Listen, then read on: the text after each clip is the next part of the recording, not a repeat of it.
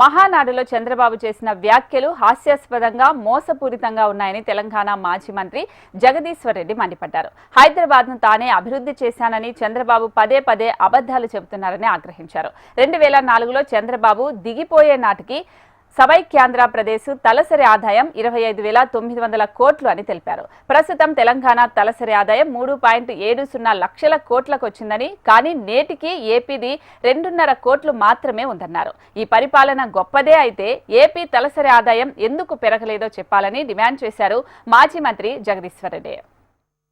తెలంగాణకు సంబంధించి హైదరాబాద్ అభివృద్ధికి సంబంధించి చంద్రబాబు మాట్లాడే మాటలు చాలా హాస్యాస్పదంగా ఉంటాయి. కానీ దాంట్లో ఏదో మోసపూరితమైన విషయాలు కూడా ఉంటాయి. ఎందుకంటే ఆయన నిన్న మొన్న మాట్లాడింది, మహానాడులో మాట్లాడింది, అసలు అది తెలంగాణకి ఏమాత్రం సంబంధం లేని కార్యక్రమం అక్కడ. కానీ అక్కడ మళ్ళీ నిన్న మాట్లాడుతూ ఇవాళ భారతదేశంలో తెలంగాణ తలసరి ఆదాయం నెంబర్ 1 ఉంది, కానీ దానికి కారణం నేనే అని మాట్లాడడం. 2004లో మీరు దిగిపోయిన నాటికి సమైక్య ఆంధ్రప్రదేశ్ది తలసరి ఆదాయం 25,900, 26,000 లోపు.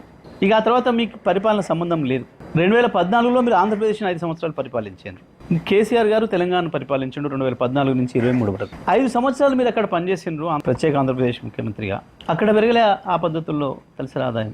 ఒక తెలంగాణనే సమైక్య ఆంధ్రప్రదేశ్ నుంచి విడిపడ్డ నాడు కేవలం 1,12,000 తలసరి ఆదాయం ఉంటే 1,70,000 వచ్చింది దాదాపు. ఇవాళకి కూడా నీ ఆంధ్రప్రదేశ్ తలసరి ఆదాయం 2.5 లక్షలే. చంద్రబాబు నాయుడు గారు దీనికి సమాధానం చెప్పాలి.